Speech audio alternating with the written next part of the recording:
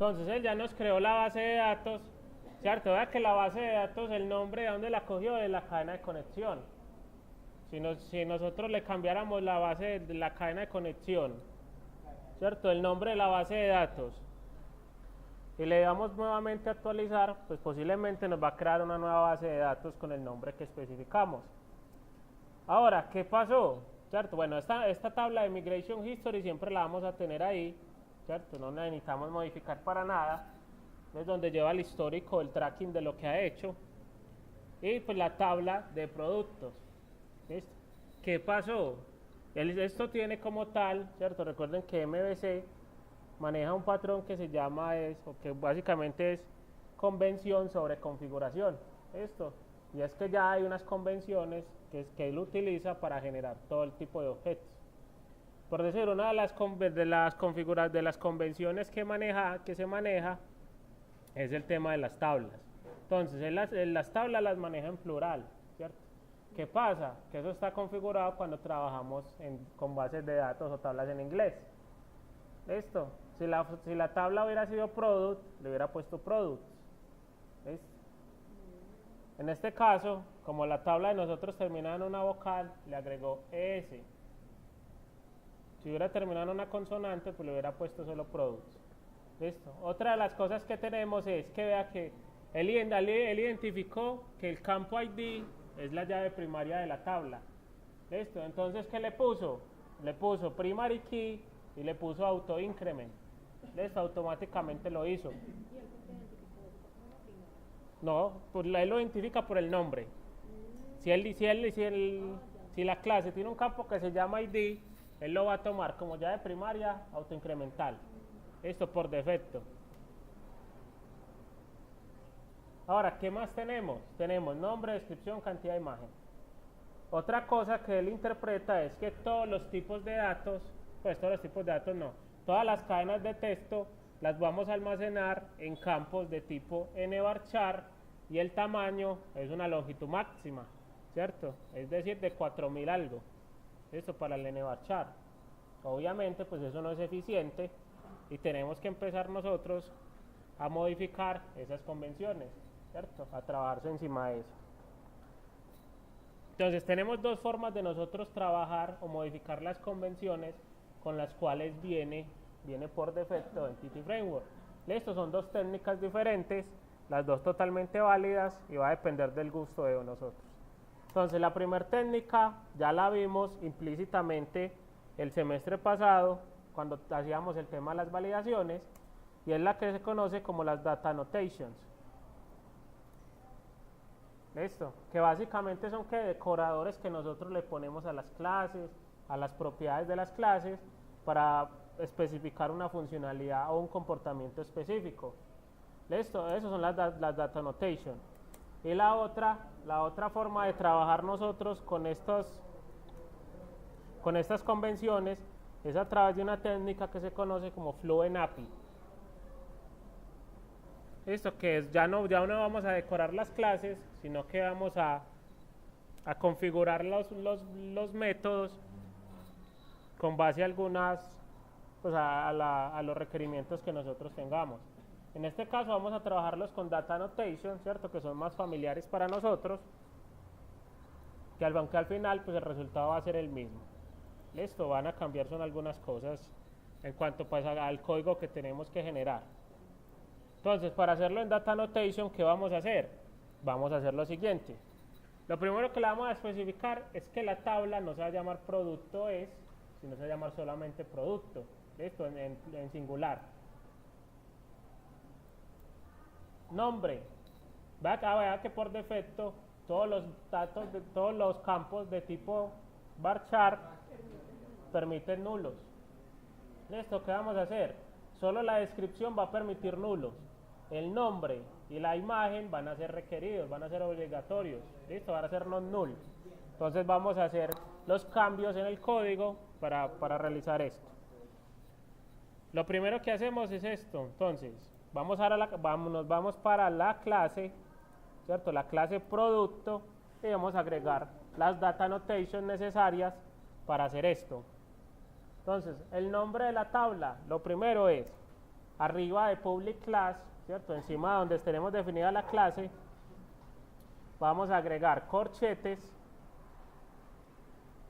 y vamos a poner aquí table, tablet, y entre paréntesis y comillas dobles el nombre de la tabla que nosotros queramos, producto.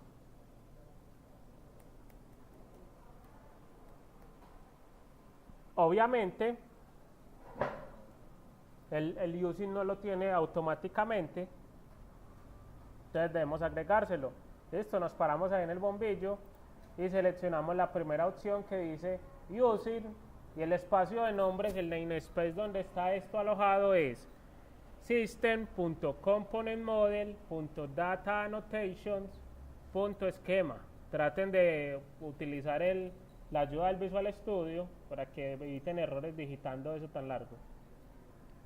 Esto, ya nosotros simplemente con ponerle esto encima de la clase, estamos diciéndole que va a generar una tabla que se va a llamar producto. Listo. El ID, pues ya por defecto, ya sabemos que es que cuando se llama ID, él lo coge como ya de primaria. ¿Qué podríamos hacer? Si de pronto lo queremos explícito, ¿cierto? Le ponemos key.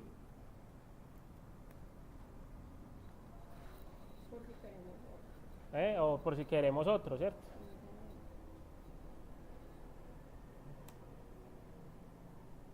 Listo. Para el key, para que el key también sea válido, hay que agregar el otro using. Esto es el mismo que el anterior, solo que ya no va a llevar la palabra esquemas. Listo, solo hasta data annotations. Listo, el key es para la primary key. El nombre. Entonces, ¿qué debemos especificar al nombre? Que va a ser obligatorio, y el tamaño. Listo, ya no va a ser máximo, sino que pongámosle un nombre de 50. Entonces, para el máximo, entonces venimos aquí y le definimos un max length de 50 entre paréntesis, y para decirle que es obligatorio le ponemos require.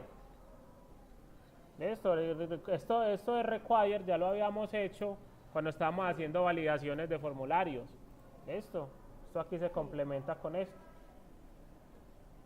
La descripción, vamos a tener, a la descripción solo le vamos a poner un max length de 200. Listo, no va a ser obligatorio, simplemente va a tener ahí la longitud establecida.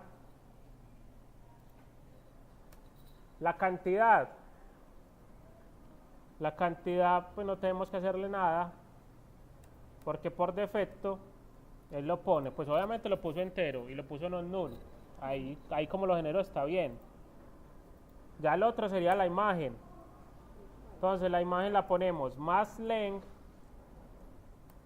de, pongámosle también 50, pongámosle mejor 80S, y la marcamos como requerida.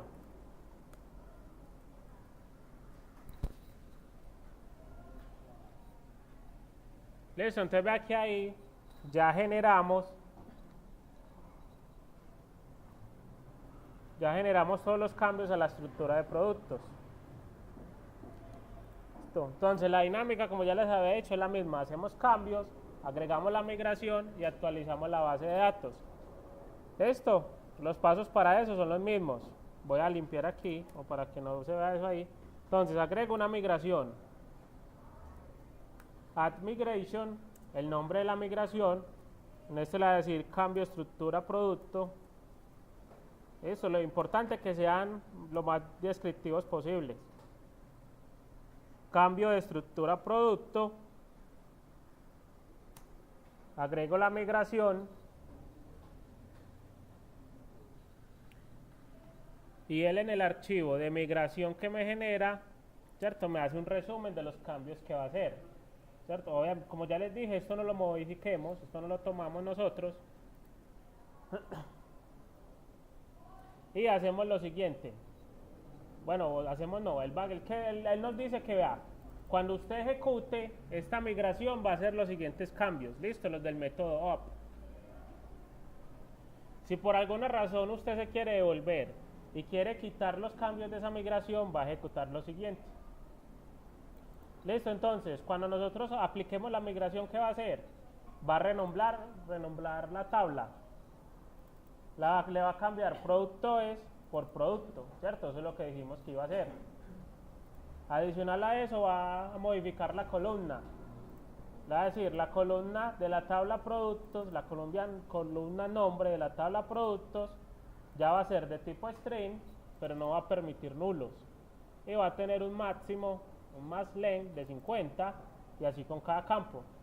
Si nosotros en algún momento decidimos, no, esa migración, ese cambio que hice no está bien, lo quiero devolver. ¿El qué hace? Lo devuelve al estado como estaba antes. Imagen, todos los 3 campos string, y la tabla ya dejaría de llamarse producto a llamarse productos como está en este momento. Listo, ahí ya agregué la migración. Después de la migración, ¿qué hacemos? Siempre actualizamos la base de datos.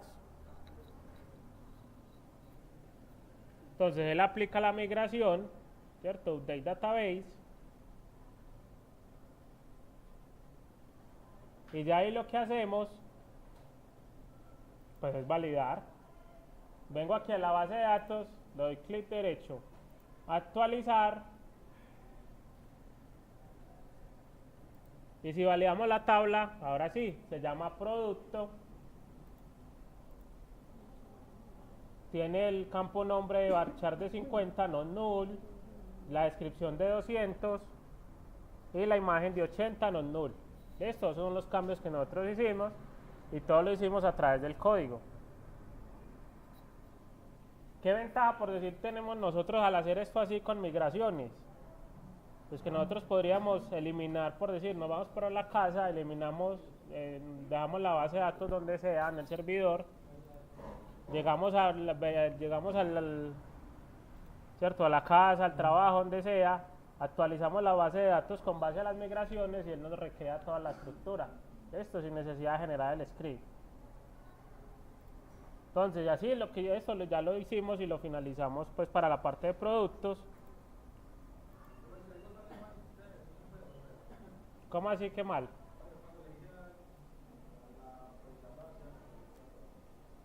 Sí, ahí puede hacer un rollback. Le puede hacer un rollback a eso. Y él lo que hace es que ejecuta lo que está en el método down de la migración. Pues básicamente devuelve lo que hizo. Ajá. Listo, entonces ahí ya lo tenemos. Ya lo hicimos para productos. Ya ustedes ¿qué van a hacer? Van a hacerlo para una tabla de clientes. Esto van a agregar a ese modelo una tabla de clientes de tal forma que la tabla que se genere tenga las siguientes características. Esto yo por aquí la tengo, entonces se las voy a mostrar. Entonces van a ustedes a generar una clase en C# para que cumpla con los siguientes requerimientos. Listo, para que cuando genere una tabla la genere de la siguiente forma. Listo, va a tener los siguientes campos. Igual ya los voy a escribir. ID va a ser primary key y no va a permitir nulos. Campo nombres, varchar de 50 no null. Apellidos, varchar de 50 no null. Dirección varchar de 20, varchar de 20 nulo. Celular varchar de 10 no null. El estrato varchar de 1 no null. Y una fecha de nacimiento, date time, no null. Esto van a agregar en una clase en C# que llame cliente y le van a agregar las data annotation correspondientes para generar la siguiente estructura. Eso ya para que continuemos.